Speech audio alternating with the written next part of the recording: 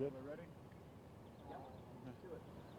Good afternoon. I'm Ben Katrib, spelled Katrib. I'm a major with the Harris County Sheriff's Office, overseeing the Criminal Investigations Bureau. Standing with me is Captain Casey Haberlin, the Harris County Sheriff's Office Patrol District 3 Commander. At approximately 12:14 p.m., Harris County Sheriff's Office District 3 Patrol responded to an in-progress life and danger call in the 700 block of Onali. The caller reported a child had been shot. Deputies arrived on scene and found a 2-year-old with what appeared to be a gunshot wound to the head. They cared for the child and requested EMS, who were already en route. EMS ultimately requested Life Flight, who transported the child to a local hospital. Preliminary information indicates that several individuals were at the location. Some of them live here and others were visiting. While two children, a 2-year-old and a 4-year-old, were inside a bedroom where a firearm had been left accessible to them. The adults reported hearing a gunshot. And upon checking, they found the 2-year-old had been shot, and reportedly the 4-year-old holding the firearm. The firearm has since been secured. All individuals are accounted for, and the gun owner is also on location and cooperating with the investigation. Uh, Crimes against children detectives and crime scene investigators are processing the scene here and at the hospital. And the last update we have on the 2-year-old is that he is in ICU in surgery. All this information is preliminary, of course, and subject to change. And that's all I have, and I'll take your questions. At this point, someone in handcuffs. Someone being questioned.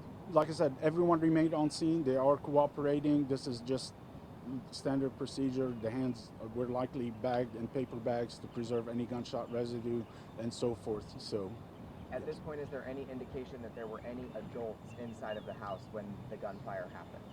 Right. So several adults were present, but we believe, yes, but we believe, according to preliminary information, that they were in the living room while the two children were in the bedroom where the firearm had been left accessible. So that's the information we have right now. Major, you said that right now preliminary reports say that the 4-year-old was the one that shot the firearm and the 3-year-old was... So no, what I'm saying on that, and let me just be specific. Thank you for asking that. Let me just explain. The preliminary information is indicating that the 4-year-old was holding the firearm when the adults arrived to check. We don't know if the 2-year-old had the firearm, had dropped it, and the 4-year-old picked it up. We don't know if the 4-year-old shot the child. These are all things that we have to unfold as the investigation evolves, and it will be this will be a multidisciplinary approach as far as the investigation with our partners at the Children Assessment Center, and also CPS will be involved. So, and as soon as we have this information, when we have an update, we can provide it through Sheriff Ed Gonzalez on our social media platforms. You said the dispatch was about 12:15, but did your deputies find when they got here that the shooting had actually happened earlier than 12:15, much earlier than 12:15? I do not have any information about that.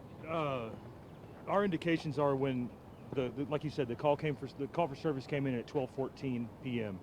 The information that we received based on the call slip was that a male inside the residence, one of the visitors or one of the residents of the home, is the one that called in the shooting, which we believe was seconds, minutes after the shooting. This is not something that occurred earlier. This is right away. Was the gun in the child's bedroom, in an adult's bedroom? Do you know where in the home these kids were when the shooting happened? So sure, we do not have that exact information yet because we're still trying to determine who lives here and who's visiting, and that to include the children. The initial reports, like I said, there were approximately 7 adults here, and so we're still trying to obtain all this information. Do you know how many times the gun may have been shot, or how many times the child, just the one? We're still looking into it, but right now we don't have any reason to believe it's been shot more than once, but that's, of course, could change as the investigation evolves. Is the 4-year-old with CPS or a family? No, I mean, at this time, the child is still with family, and again, we will be, we will be providing these children with resources. We connect them with services through the Child Assessment Center and so forth. What's your message as far as firearms at homes being secured? It's always important to secure the firearm for anyone who's thinking about buying a firearm that do not have one. if you have children or children might visit your home, they're spontaneous, they're curious. So if you do not have enough money to buy a safe or anything to secure the handgun in or any firearm, then you should not buy it. Always make room to buy a safe or something that you can secure a firearm in, because pretty much we hear it all the time from the many scenes that we unfortunately have to make, where everybody says the same thing. We never thought it'll happen to us, but we hear it happening to anybody, you know. So it could happen to anybody. We have to protect the children, and this message couldn't, you know, be more clear. Major, What's you the got any- relationship between the two children?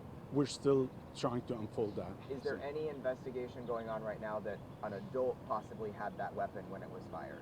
We do not believe this is the case, but again, I'm giving you all what we have as we have it. So we're, you know, but anything can change. But right now, there's no indication of that. Can you tell us if there have been any prior calls to service in this location? Uh, Home.